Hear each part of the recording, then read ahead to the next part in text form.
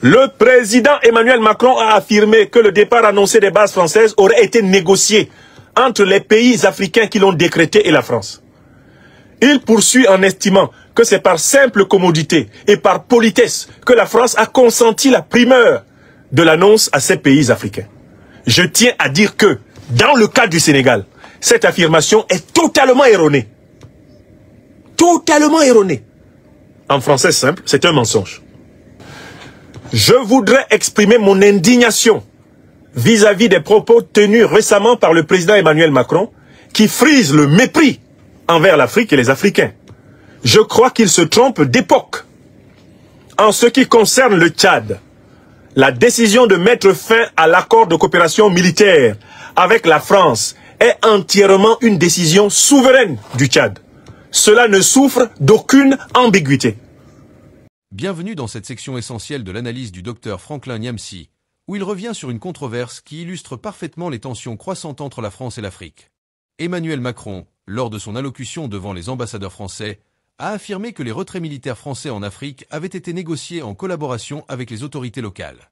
Cependant, ces propos ont rapidement été contredits par les gouvernements du Tchad et du Sénégal, qui ont publié des communiqués officiels pour rétablir la vérité. Le docteur Nyamsi met en lumière ces démentis pour démontrer l'effondrement de la crédibilité diplomatique française sur le continent africain. Le communiqué du Tchad, signé par le président Mahamat Idriss Déby, insiste sur le fait que la fin de la coopération militaire avec la France est une décision souveraine, indépendante de toute influence française. De son côté, le Premier ministre sénégalais Ousmane Sonko réfute également les affirmations de Macron, soulignant que le départ des troupes françaises découle exclusivement de la volonté du Sénégal en tant que nation libre et souveraine. À travers cette analyse, le docteur Nyamsi démontre que ces démentis ne sont pas de simples rectifications, mais le symbole d'une rupture plus profonde entre l'Afrique et la France. Ils incarnent la volonté des nations africaines de rejeter les récits néocoloniaux imposés par Paris et de revendiquer pleinement leur autonomie. Préparez-vous à une plongée dans une controverse diplomatique qui met en lumière les défis actuels des relations franco-africaines.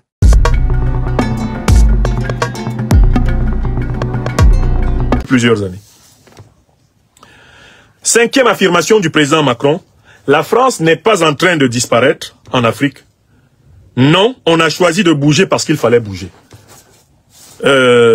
Cette affirmation, c'est même pas la cinquième. Affirmation suivante, la France n'est pas en train de disparaître en Afrique. Non, on a choisi de bouger parce qu'il fallait bouger. Donc, le président Macron veut-il nous dire que l'armée française a décidé toute seule de quitter le Mali? Le président Macron veut-il nous dire que l'armée française a décidé toute seule de quitter le Burkina Faso? Mais même les ambassadeurs de France dans ces pays ne croiraient pas le président Macron. Le président Macron veut-il nous dire que l'armée française et l'ambassadeur de France ont décidé tout seuls de quitter le Niger? Au Niger, on a eu droit à un épisode spécial. Monsieur Ité refusant même de quitter. Mais comment vous dites non, on a choisi de bouger, alors qu'on vous a vu refuser de bouger, vous accrocher? Au Niger, ça a été pathétique. Nous étions tous là quand même, diantre. Ces choses ne se sont pas passées sur la lune, elles se sont passées sur la terre. Nous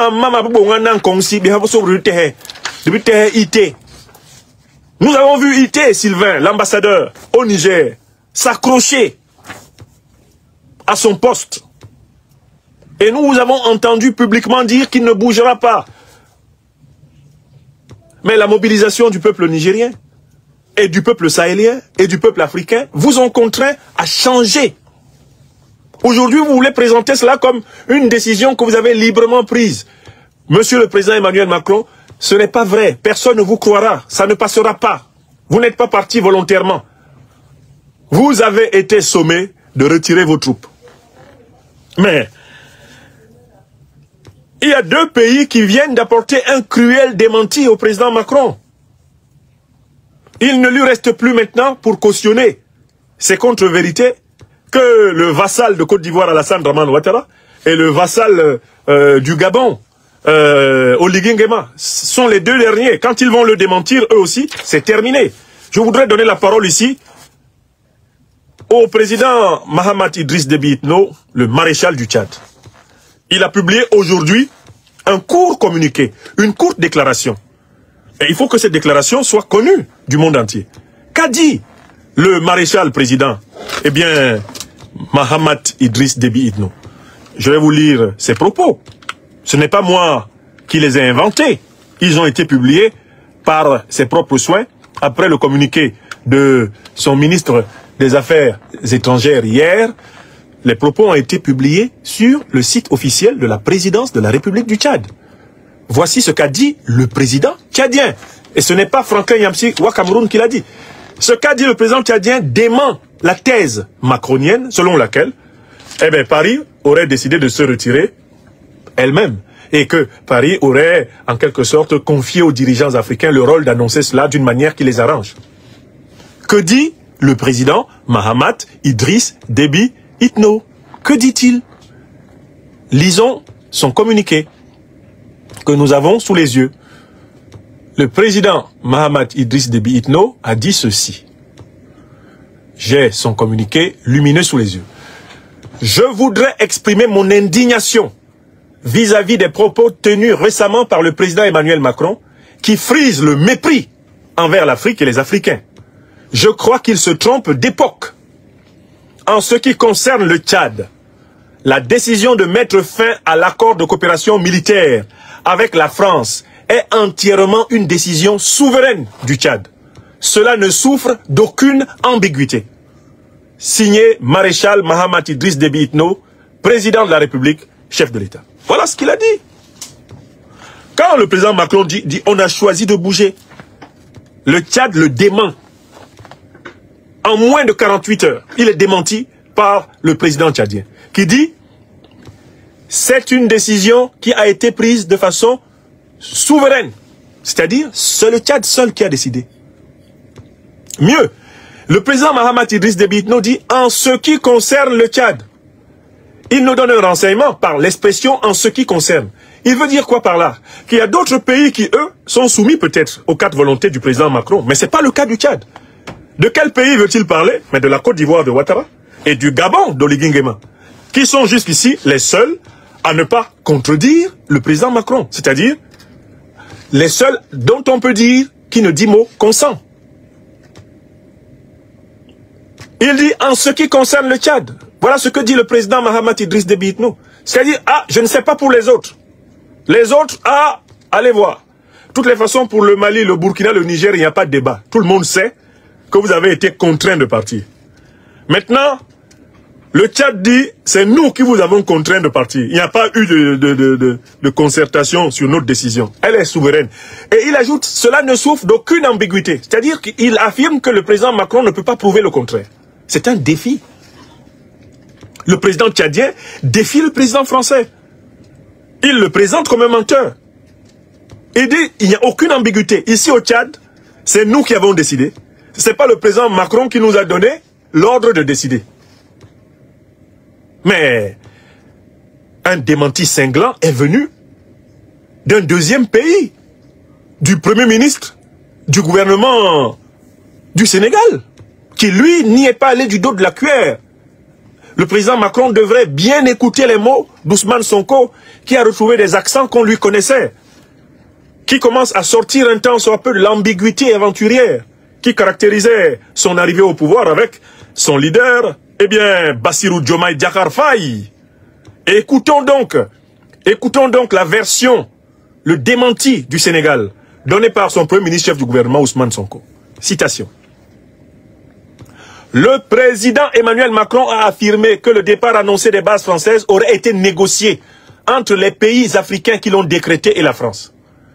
Il poursuit en estimant que c'est par simple commodité et par politesse que la France a consenti la primeur de l'annonce à ces pays africains.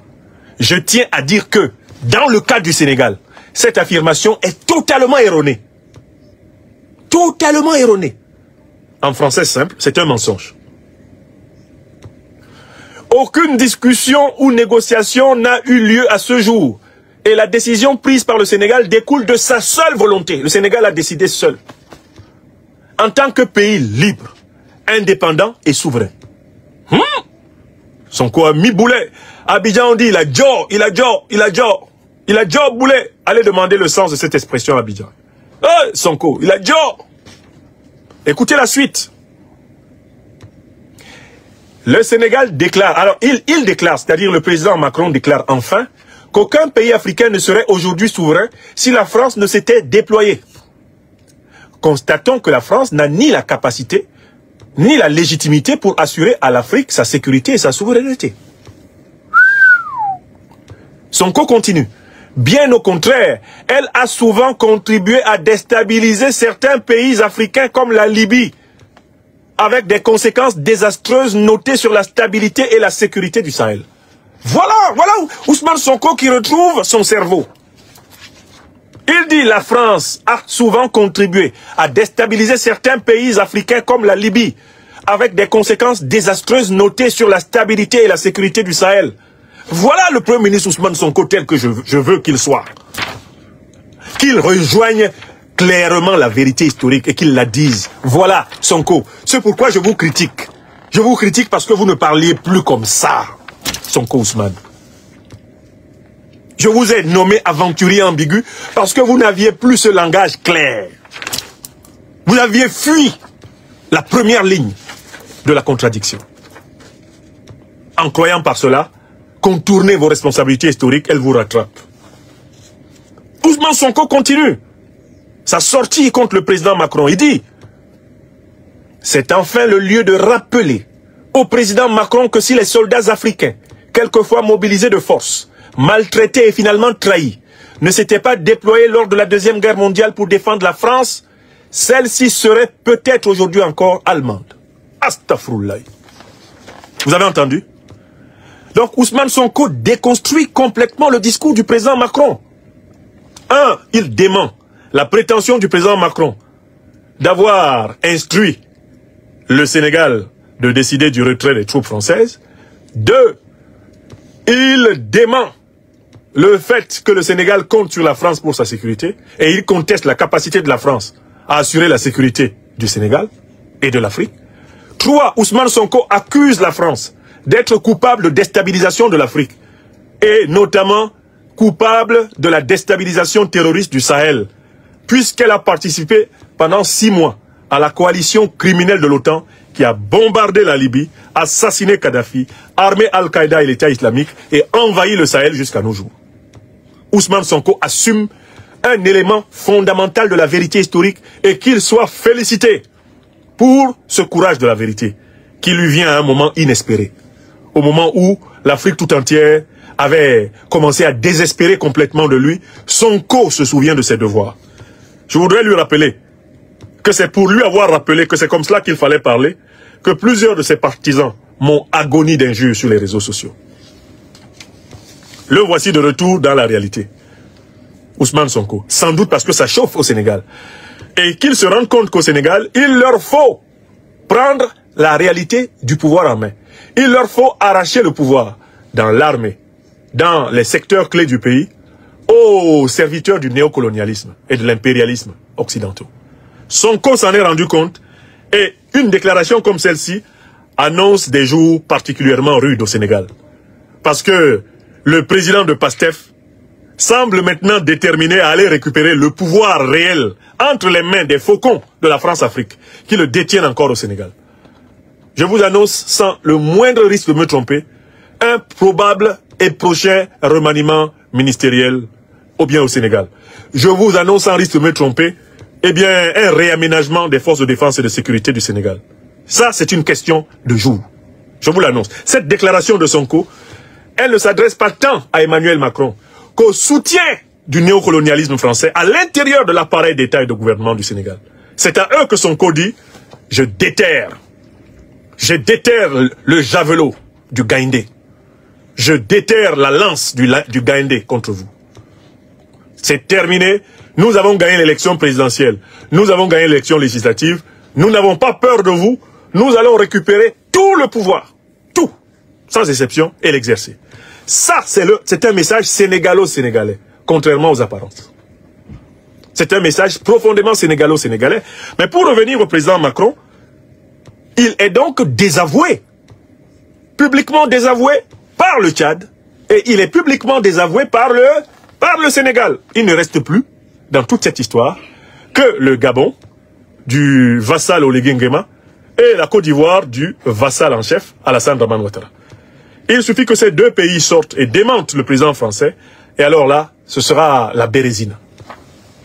Mais que le Tchad se sente obligé de démentir le président français, que le Sénégal, pays traditionnellement proche de l'élite politique française, fasse une sortie comme celle-ci, c'est encore une preuve factuelle que le président Macron ne peut pas dire que la France se porte diplomatiquement bien.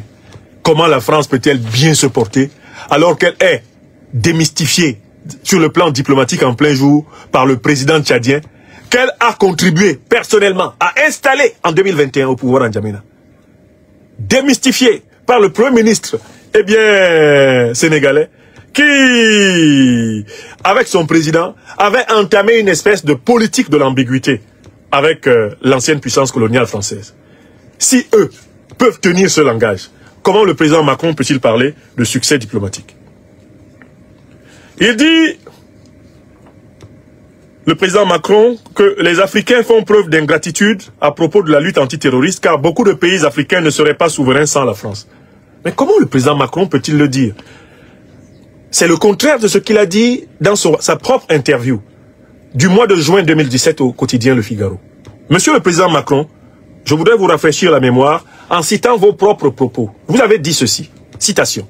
Nous, Français, nous avons eu tort de faire la guerre contre la Libye, car il en a résulté partout des États sahéliens faillis et des groupes terroristes qui prospèrent.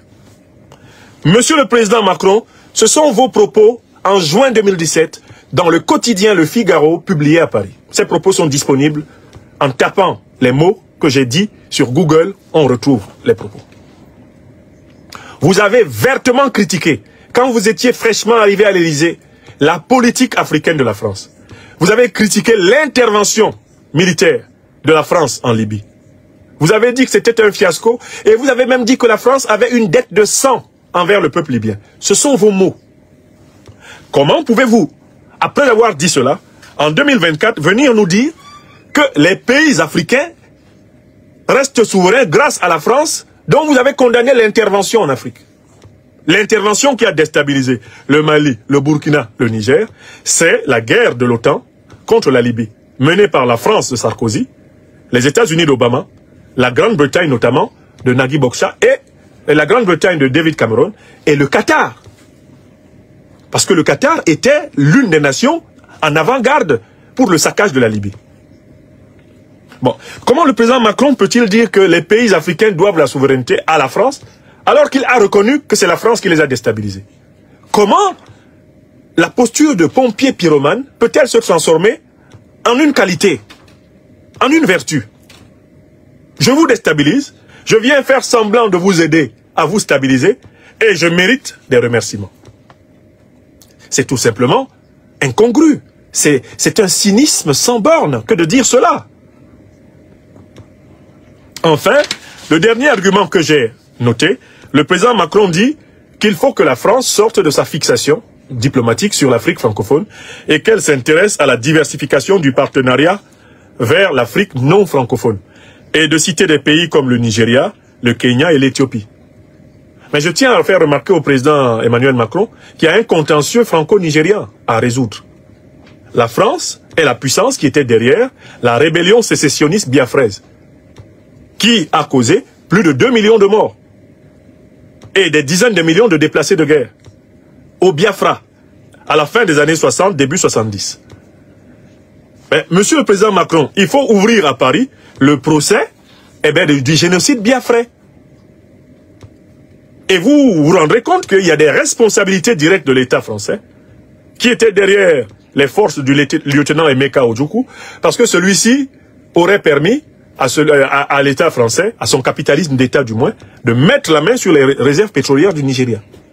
Nous avons les documents de tout cela. Je ne parle ici que des choses documentées.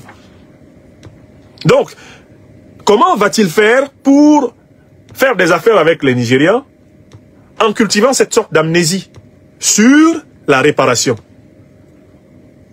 Le Kenya, est-ce un pays dans lequel on pourra imposer les mêmes conditions de coopération qu'on avait imposées dans l'Afrique dite francophone? L'Éthiopie, vous pensez que ce sont des pays dans lesquels il vous sera facile d'imposer le franc CFA, d'imposer les bases militaires françaises? de choisir les dirigeants à la place des peuples? Vous pensez que vous allez faire ça dans cette partie du monde? Oh que non. René Descartes, le grand philosophe de la France, disait qu'il vaut mieux se changer plutôt que l'ordre du monde. C'est la politique africaine de la France qui doit changer. Car l'Afrique, elle devient ce qu'elle veut devenir. Elle est ce qu'elle veut être. Il faut en prendre acte. Que vous alliez en Afrique australe, en Afrique du Nord, en Afrique centrale, en Afrique de l'Est ou en Afrique de l'Ouest, vous trouverez les mêmes peuples africains en pleine conscientisation, en plein réveil et éveil. Et vous ne pourrez plus mener, où que ce soit sur le continent natal de l'homme, des politiques néocolonialistes et impérialistes, monsieur le président Macron. C'est la vérité. Changez-vous, car vous ne pourrez pas empêcher les Africains de s'approprier l'Afrique. C'est vous qui devez vous changer. Conformément au précepte de Descartes qui dit « Il vaut mieux se changer plutôt que l'ordre du monde ». Ce n'est pas parce que vous irez au Kenya, au Nigeria ou en Éthiopie que vous obtiendrez des avantages comparables à ceux que vous aviez dans les 15 pays d'Afrique dites francophones. C'est terminé. Dans aucun pays d'Afrique, vous n'aurez des avantages comparables à ceux que la colonisation et la traite des Noirs vous ont conférés. C'est terminé. Et il vaut mieux prendre acte de cette mutation continentale décisive et repenser la politique internationale de la France à l'aune de cette réalité, que de continuer à dire « Ah, vous voulez pas de nous? Ah ben on va là-bas. » Mais si vous allez là-bas avec vos mêmes habitudes, on va vous chasser pareil. Écrivez ça. Si vous allez là-bas avec vos mêmes habitudes là, que décrit le président Mahamat Idriss Déby Itno, que décrit le premier ministre Ousmane Sonko, qu'on décrit et décrié les présidents du Mali, du Burkina, du Niger et beaucoup d'autres chefs d'État africains, intellectuels, peuples et consorts, si vous allez là-bas avec les mêmes réflexes, les conséquences seront les mêmes. Peut-être même elles seront encore plus rapides et plus fatales. Parce que ces peuples ont une tradition de résistance encore plus fraîche, encore plus spontanée que les peuples avachis sous le néocolonialisme et l'impérialisme français. Voilà, mes chers amis, voici les propos tenus par le chef de l'État français à l'égard de la politique africaine de la France et en particulier à l'égard des intellectuels panafricanistes. Je tenais à revenir sur ces propos pour lui montrer que nous avons compris que ce sont des propos qui nous visent et que nous avons de la ressource pour lui répondre sur le terrain de l'argumentation. Sur le terrain de l'argumentation. Les panafricanistes sont au service de l'émancipation de l'Afrique, pas de la Russie, pas de la Chine. Ils sont au service de l'émancipation de l'Afrique. Et le panafricanisme est né dans les diasporas africaines d'Amérique, d'Europe. Il est né de cerveaux et de plumes de très haute valeur, de très grande qualité, issus des plus nobles et des plus prestigieuses universités du monde occidental.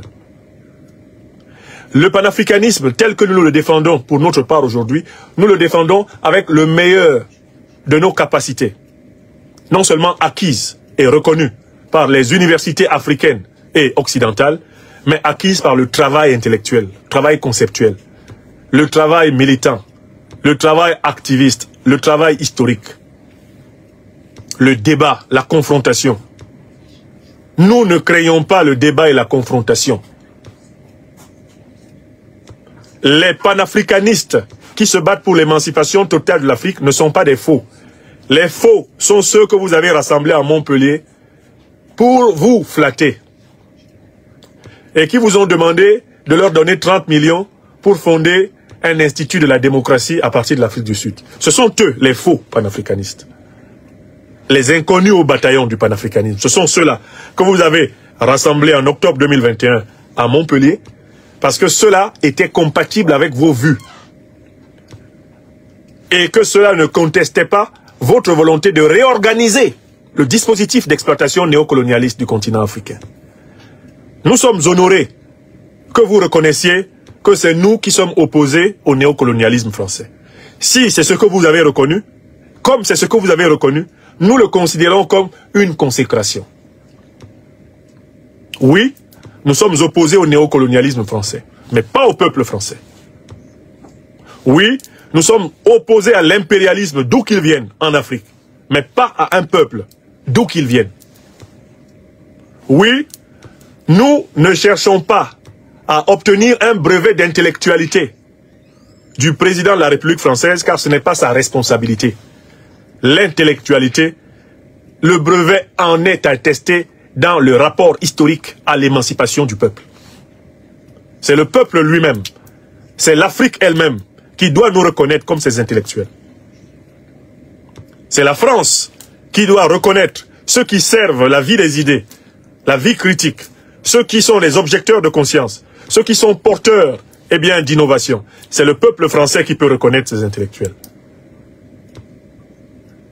Nous ne pouvons pas accepter, Monsieur le Président Macron, que vous vous placiez sur un piédestal intellectuel face à nous.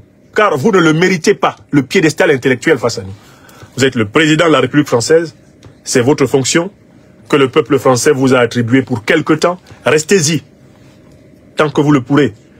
Mais ne vous aventurez pas à venir opérer une classification dans l'intelligentsia africaine, pour laquelle, intellectuellement parlant, vous ne comptez pas. Je vous dis la vérité. Je sais que vous n'aimez pas la vérité et qu'à la vérité, vous répondez par des coups. À la vérité, vous répondez par des sanctions.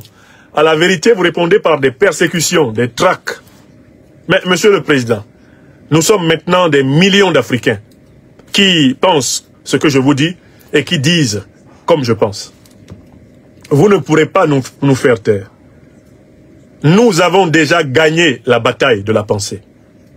Il ne sera pas possible de faire croire aux Africains qu'être un bon panafricaniste, c'est maintenir l'Afrique sous occupation des troupes néocoloniales étrangères, c'est maintenir l'Afrique sous le CFA, c'est maintenir l'Afrique sous l'ingérence des puissances étrangères, maintenir l'Afrique sous le joug des civilisations, des valeurs de société importées.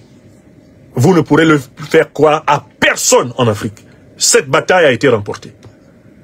Maintenant, la grande bataille pour l'Afrique, c'est de s'imposer comme puissance dans les relations internationales, d'ouvrir les procès, de condamner les crimes de guerre, les crimes contre l'humanité, de fixer les réparations et de les imposer comme condition du renouveau des relations internationales afro-européennes, afro-américaines, afro-asiatiques. C'est la responsabilité des Africains de réaliser leur liberté. En conclusion de cette section, le docteur Franklin Nyamsi expose avec rigueur l'importance des démentis officiels du Tchad et du Sénégal face aux propos d'Emmanuel Macron. Ces communiqués ne se limitent pas à contredire les affirmations du président français. Ils symbolisent une dynamique plus large d'émancipation africaine face aux récits néocoloniaux. Le communiqué du Tchad, signé par le président Mahama Idriss Déby, souligne clairement que la décision de mettre fin à l'accord militaire avec la France est souveraine, indépendante, et non le résultat d'une négociation conjointe. De même, le Premier ministre sénégalais Ousmane Sonko insiste sur le fait qu'aucune collaboration ou politesse diplomatique n'a motivé le départ des troupes françaises, mais bien la volonté affirmée du Sénégal de s'affranchir des influences extérieures. Le docteur Nyamsi conclut que ces démentis révèlent l'effondrement progressif de la diplomatie française en Afrique. Ils témoignent d'une volonté croissante des nations africaines de reprendre le contrôle de leurs propres récits et de leur souveraineté. Emmanuel Macron, en cherchant à travestir les faits pour préserver l'image d'une France influente, se retrouve confronté à une Afrique qui rejette de plus en plus les logiques néocoloniales et paternalistes. Cette partie est une illustration frappante des tensions actuelles dans les relations franco-africaines et un signal clair d'une transition vers un nouvel ordre mondial où les pays africains redéfinissent leur place sur la scène internationale. Dans la suite de l'analyse, nous continuerons à explorer les implications de cette rupture historique pour l'avenir du continent africain et ses relations avec le reste du monde. Restez avec nous pour cette réflexion cruciale.